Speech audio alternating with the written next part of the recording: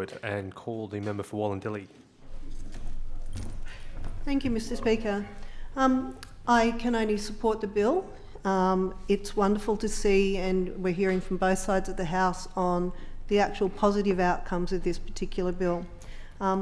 As people here may or may not know, my electorate covers Yerranderie. And Yerranderie is a very small remote village that's covered by the Blue Mountains National Park, and the land of Yerranderie was actually donated to national parks by a lady called Val Luidi. It was probably about 12 years ago. One of the things that excites me, and Val Luidi is still alive, Val Luidi celebrated her 100th birthday just last year, and she's watching, I'm sure, even though it's very late in the evening. One of the things that excites me most is the fact that we're going to have plans of management, because one of the things that she asked for when she donated the land was plans of management, and I believe that hasn't been done for this particular area at the moment. As a person who stands here with a major job to actually look after my own electorate, I do have some concerns, and I will be flagging an amendment.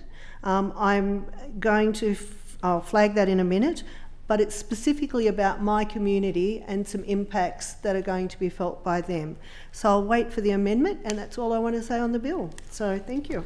Thank the member for Mr Temporary Speaker, I want to thank all of the speakers who contributed to today's debate, and also acknowledge that there was a foreshadowing of a potential amendment. I think the one thing that's become really clear, Mr Speaker, is that people love national parks, and people will know the value of national parks, people know the value of communities, and also what national parks can do. And I think also making sure that we protect our people as much as possible, especially those who are trying to do the right thing.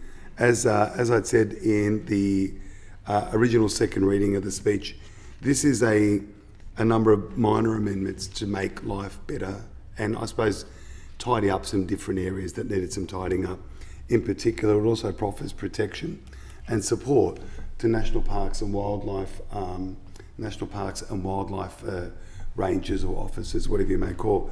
I want to acknowledge that the Shadow Minister for the Environment spoke, the Parliamentary Secretary, a member for the Blue Mountains, also made a very passionate contribution, somebody who's incredibly passionate about national parks. The member for Mount Druitt as well also spoke and made a contribution in relation to this bill, as well as the member for Wallandilly, and I appreciate the contribution that you made, and obviously there'll be a bit more to have a discussion there. The member for Sydney and the member for Wagga Wagga. Now, I do have something I prepared earlier. Yeah, of course, acknowledge too. Yeah. So pleased to reply to the bill. As we've already pointed out, the proposal National Parks and Heritage Legislation Amendment Bill 2024 are sensible initiatives that will lead to good outcomes for New South Wales environment and the people of New South Wales. Sounds like something I just said. The contributions, as well as I've mentioned, in addition, the member for Ballina talked about the importance of plans of management, and I want to thank her for foreshadowing that the Green spokesperson for the environment will move amendments in the other place. I also note the contribution member for Sydney also highlighted that we could make improvements to the plan and management process. The government agrees that plans of management are important documents for park managers of the public. These plans set out the future management directions for a park over a 5 to 10 year period, and once adopted by the Minister, the plan must be implemented by MPWS. For this reason, the government is committed to a process that will ensure that the process for developing plans of management is the best that it can be. And I know that that was something that was raised in a number of the contributions that members across the aisles made. The members raised a number of important issues, and I'd like to assure the members that the government will take these suggestions on board. The National Parks and Wildlife Service will work with key stakeholders, including National Parks and Wildlife Advisory Council, which is appointed by the Minister, the National Parks Association and recreation groups to review the current process and design improvements to the way we develop plans of management. The government therefore intends to proceed with the minor plan of management amendments as set out in the existing tabled bill, and to continue a separate, already committed discussion with stakeholders about a broader set of improvements for park plans of management. The member for Ballina and the member for Sydney also raised the issue of Mariflora reserves, which are reserved under the Forestry Act 2012 and are currently managed by the National Parks and Wildlife Service. Flora reserves in New South Wales state forest lands permanently reserved to conserve native plants, forest ecosystems and threatened species and habitats. They may also protect Aboriginal cultural and archaeological values. These lands have permanent protection under the Forestry Act. While we appreciate the points both members made in their contribution, we believe that any such changes will be preemptive of wider stakeholder and community consultation about the potential benefits and implications of doing so. In particular, there are a number of key Aboriginal stakeholders that have significant interest in any future management arrangements for these flora reserves. On available information, it appears that amendments may have not been canvassed with the group. On available information, it appears that amendments have not been canvassed with those groups in any meaningful way. Any amendments related to flora reserves under the Forestry Act 2012 would need to be discussed with key stakeholders, which we will do as part of the broader work the government is undertaking in addressing the future of the forestry industry that is currently underway. I'd also like to thank the member for Wallandilly, as I said, who has got a contribution that is going to be moving an amendment, and I'll have a bit more to talk about that a little bit later. I'd like to thank everybody who has made a contribution. Madam Deputy Speaker, the revocations set out in this bill will improve land management efficiencies, support delivery of priority state infrastructure, and ensure appropriate management of local infrastructure. The revocations will not compromise the natural values or the integrity of the National Park system.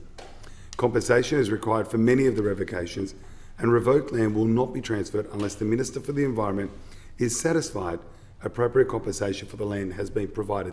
And I think that was a point that was raised also by the Shadow Minister. The minor technical amendment to section 149 of the NPW Act will clarify that once land has been revoked by an Act of Parliament, it may subsequently be disposed of or otherwise dealt with by a relevant minister. This will avoid any doubt the revoked lands are able to be transferred to another entity for the purpose for which they were revoked in the first place.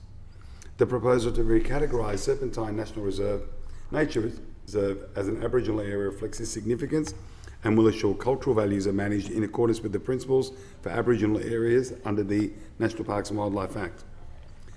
The miscellaneous legislative amendments to the NPW Act around NPWS staff, the National Parks and Wildlife Conservation Trust and Park Plans of Management will provide clarity to the public and ensure the Act remains robust and fit for purpose.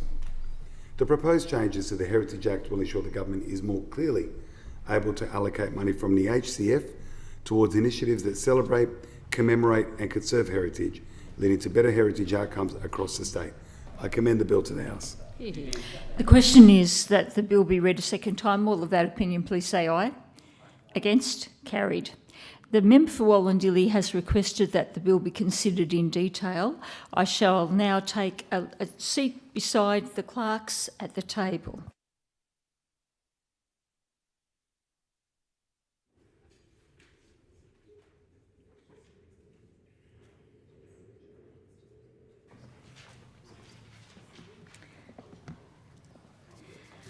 By leave, I shall propose the bill in one group of clauses and schedules. Is leave granted? Leave's granted. Clauses 1 to 2 and Schedule 1 to 2. The question is that the clauses and schedules be agreed to. I call the member for Wallandilly. Thank you. I move Amendment 1 on sheet C 2024-066C as circulated. Yeah, I would like to speak. Thank you. We've just heard some wonderful speeches about the protection of flora and fauna in our national parks, about the protection of the people that work for national parks and wildlife. What we haven't heard is about the protection of the community of Yerranderie. There's about 50 people that live in Yerranderie, and for me to get there as part of my electorate takes 4.5 hours. And the reason it takes 4.5 hours is it's literally encircled by a national park. The reason it's encircled is that a lady called Val Luidi, as I said, who's just turned 100 last year, donated her land, her private property, to national parks. So it was a gift. But the town of Yerranderie is totally surrounded by national parks, and it has an airstrip that falls under both council and national parks land. It has a very tiny section of land, 0.68 hectares in fact, that it belongs to National Park that impedes upon the airstrip. The residents of Yerranderie have always had access to this town, and it's not always been easy. The road has been closed due to weather. It's had trees down, it had potholes, it's had various things over the years. It's suffered fires and floods, and often the only way in and out for these people is via a small aircraft. Now, I'm told that, rescue these days can be done by helicopter, but that's actually going to impede upon other services and rely on other people to deliver food to these people that are caught in this particular town. Some of them have their own small aircraft, which is what they've been using up until now to get in and out. Having the airstrip under a single ownership and management would fix the issue that national parks have with using airstrips. And whilst I've looked at that, only one national park has actually let people come in on those airstrips. It is a very simple change. It won't cost any funds, but it may one day save the life of somebody in Yerranderie that might need medical services. They have a church, they have a historic graveyard, and as I said, people live there. For me, this is really worth the effort to stand here knowing that I'm probably not going to get very much support from across government or opposition, but that's one of the great things about being an independent and actually working for my community. Whether they're towns of thousands of people or whether they're a town where 50 people live, it's important to me that they get the access to their town that they deserve. So it's worth the effort for me to stand here. I will only be brief talking about that. I challenge all of you, and I'm often here challenging you. I challenge you to go to Yerranderie. I bet unless you're in a four-wheel drive, you won't even get there. But just remember, you're cursing these people to no access for many periods of year, many periods through fire, through flood. How the food's going to get there, I'm not sure. So I hope to hear from some support. I believe it's not going to happen. We looked at revocation and tidying up of small areas. This was an opportunity to make the people of Yerranderie safe and protected for the future. Thank you.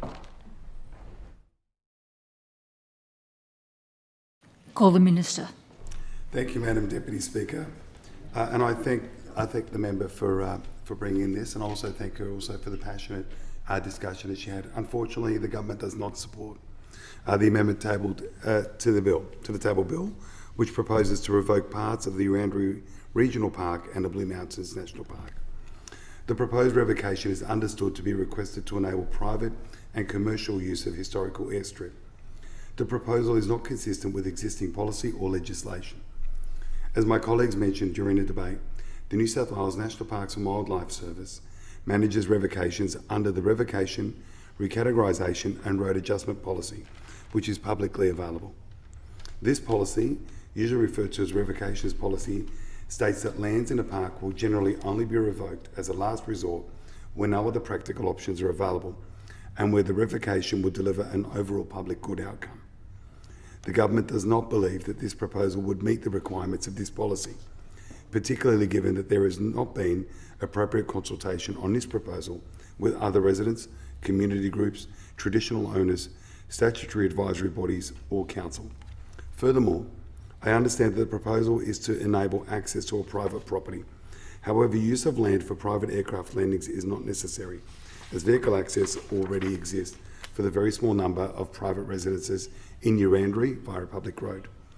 All emergency aircraft access to Yerranderie has been by helicopters, which do not require an airstrip.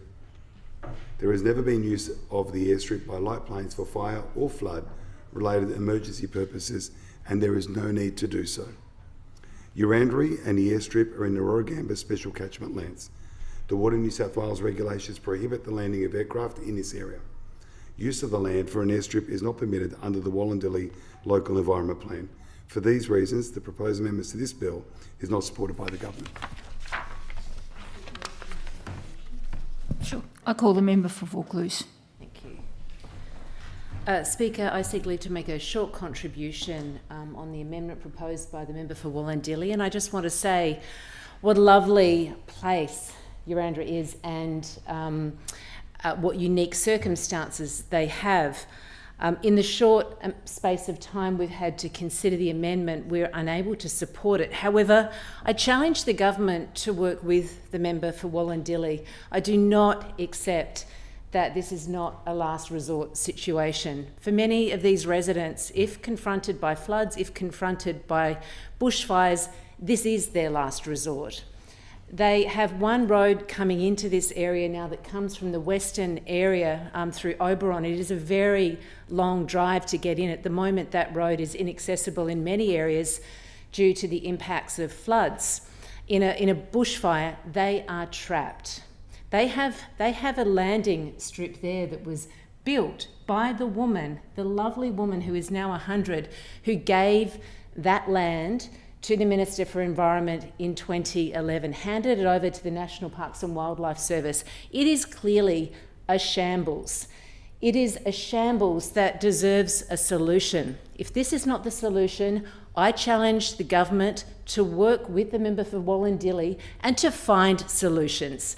Because people, be they a group of 20 or be they a group of 200, deserve the service of this government.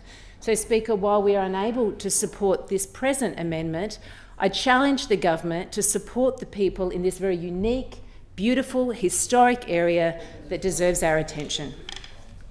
I call the Minister in response. Deputy Speaker, with all due respect to the Shadow Minister, I think the preface with "we won't support the amendment, but this is what everything you should be doing" is actually pretty rich, and I'm very disappointed to have heard that, because it's all good and well to stand up here and say we won't support it, but this is what you lot should do. I made it very clear in my response to the second reading speeches that the government would be willing to work with people. I think I referred to that line maybe 3 times. A number of others who made contributions also said it. This government has been very willing to work with everybody, and I know that people across the aisles, whether they be independent, whether they be Libs, Nats, Greens, we will work with whoever we can to try and do that. And I'll refer to one particular example, and I can see the outstanding member here for Lismore. Lismore and the Northern Rivers have been through some extraordinary things. We are working with communities, with all local members, same with the Central West, to try and find solutions to things that work specifically for those communities. In this instance, the government made it pretty clear that there wasn't enough consultation time. I also share responsibility for the Reconstruction Authority with the Minister for Planning and Public Spaces, and we've got the Parliamentary Secretary as well for recovery here. I know that our plan, particularly our State Disaster Mitigation Plan, the first of its type in Australia, focuses specifically on what we can do with communities. We've given that commitment. I'll continue that commitment that we will work with you. We hope we don't have to get to an emergency situation, but we are working with communities as best as we possibly can. The challenge is always to find solutions. We will work on finding solutions. The Reconstruction Authority, which is only 1.5 years old, the work that it has done and the way that it's transforming the way that we deal with all sorts of disasters, from before the disaster to during the disaster to post the disaster, has at the very heart of it community, has at the very heart of it making sure that the local community has their voices heard. Every place has got its own special needs. We will work with that. In this instance, the government cannot support this, and we will continue working with whichever way we can. There is other access there, but I'm disappointed that the opposition would get up and they would say, we don't support this amendment, but here's all the things that the government's doing wrong. So thank you, Madam Deputy Speaker. Well, I shall put the question. The question is that the amendment be agreed to. All of that opinion, please say aye. Those against? No. I think the noes have it. The noes have it. Clauses 1 to 2 and Schedules 1 to 2. The question is that the clauses and schedules be agreed to. I shall put the question. All of that opinion, please say aye. Those against? I believe the ayes have it. The ayes have it. The consideration in detail stage has now concluded. I call the Minister to move the third reading. Madam Deputy Speaker, I now move that this bill be now read a third time. The question is that the bill be now read a third time. All of that opinion, please say aye. Against? I believe carried. Carried. Thank you.